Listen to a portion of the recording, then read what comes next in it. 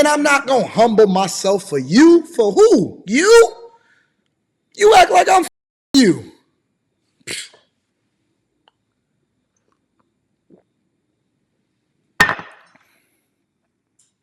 You act like I'm busting you down. You act like you opened up your mouth and I did not warn you that I was about to. Let me be quiet. Did I do something to you, baby? Baby girl, did I do something to you? Were you one of the chicks that I forgot about back before I got married that I had to kick out of the crib and then make sure? Shout out to Apple for giving me the new thing. Are you one of the women that I forgot about when I had post-nut clarity before I got married and I decided that I didn't know your name after I got done with you? Did I make a mistake and do oops? Why you feeling I mean, seriously. Listen, if you ain't never took the mushroom tip, then what are you so upset about? Do you know that I don't watch people that I don't like? I don't even understand why they got the dislike button on the YouTube algorithm, because why would anybody be watching somebody that they don't care for? It baffles me. I'm so confused. Yo, people keep trying to get Anton from AntonDaniels.com.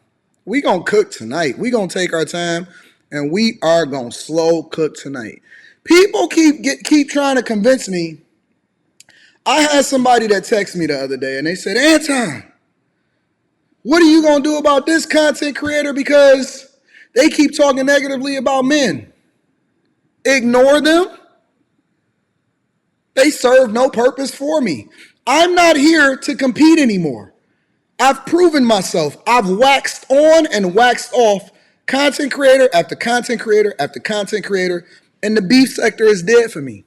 I'm here to hold people accountable, only because accountability is the first step for you to then humble yourself so that you can get to the success. And then the people that actually want to meet after you've humbled yourself or after you've come to the realization that you really not doing what you thought that you were supposed to be doing in order to get to where you're supposed to be, then I'm going to build you back up and hopefully I can add some value into your life and then take off, and maybe hopefully one day, God willing, if you wind up becoming 10 times more successful than me, I will congratulate you. I will absolutely make sure that I highlight it. I will put it on the front of a billboard, because your success is then my success, because I can take pride that I'm helping this earth become a better space than had I not been here. One person said, yo, it's a chick out here that's turning all the rest of these chicks gay. They was gay before they got to her.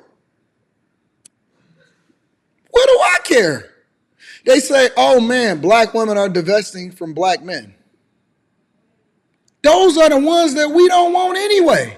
And ladies, you should feel the same way. Listen, if there's a group of men that say that they don't want you, why are you trying to convince them that they should want you when the only thing you should be looking for is your person? You don't have to be for everybody. You're not even supposed to be for everybody. That makes you for the streets. That means that she not yours is just your turn. Why do y'all want to be for everybody? Why do you want to hold everybody accountable when the only thing you should be focused on is bettering yourself and finding your person, or putting yourself in a position to attract the person that you are? If you are not getting the results, why are you sitting here getting mad at black men instead of getting mad at the person in the mirror that you can't attract what it is that you are? Or maybe you are attracting the person that you are. So then that would mean that you should be getting mad at yourself, because the people that keep busting you down don't see no value in you. Is it their problem that they don't see no value in you?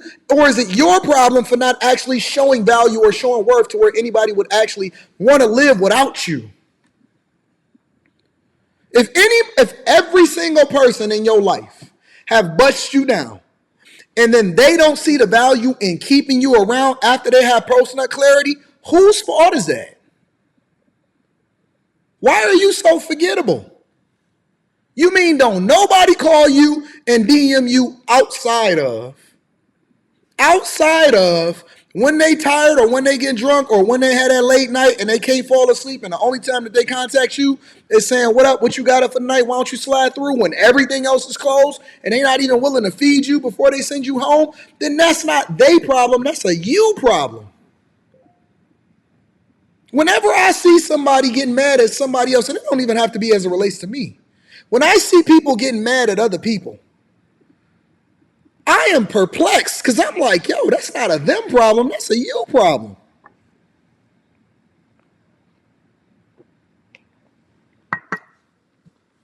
So you getting mad, listen, why would you get mad if somebody asked you, what is your body count? Why would you get offended at that? The only time people get offended, they ain't call you out your name, they ask you what's your body count. The only time somebody would get offended is if it's high. Because every woman that I know that got a low body count is happy to say exactly what it is. Oh man, I don't know nobody. All I know is my husband. That's all I done ever been with.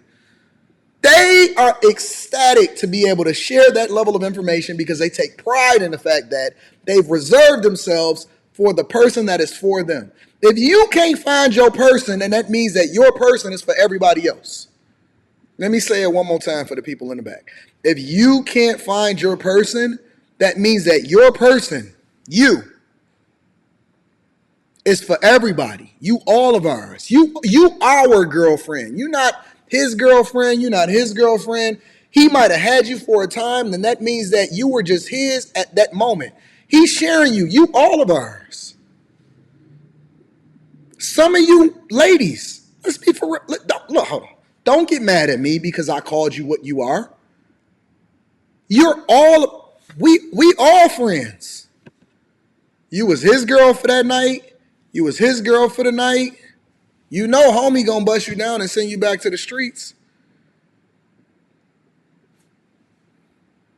We slot people based off of where it is. Listen, you don't get mad when people label themselves whatever job that they're doing. If the dude went to school or the woman went to school and she qualifies in order to have a master's degree and then she wound up becoming an anesthesiologist, you label her accordingly. You can try to dress up whatever it is position that you got on your resume. I'm a master of janitorial services. Cool. So you clean up the bathroom. I get it. Somebody got to do it. Might as well be you. But don't tell me not to call you what you are according to the title that you hold for the position that you got. You a janitor. Take pride in that. Move them goddamn chairs and get that motherfucking urinal clean. It just is take pride in what you do. You ain't got to be more than, listen, master of janitorial services, a sanitation engineer. Nah, my nigga, you clean toilets. It just is what it is. Ain't nothing wrong with that. You ain't robbing nobody. You ain't knocking nobody over the head. But why you gonna get mad at me for calling you a janitor when you spice it up all you want to? Oh no, Anton, I work in IT. My nigga, you work in a call center that answers questions for the Information Technology Center. You make $15 an hour, homie. And there ain't nothing wrong with that. I worked at a call center. I know what it feels like. I was studying the whole time during my break in order to get my degree so that I can wind up getting into the industry that I really wanted to be in. But I had to start from somewhere. Stop dressing it up like you something more than you are. And that's the only place that junk fly in is when it comes to relationships and people and the interaction with people. Because you don't like the fact that you are who you are, so you trying to get us to identify you as something different. But listen, I don't believe in none of that shit.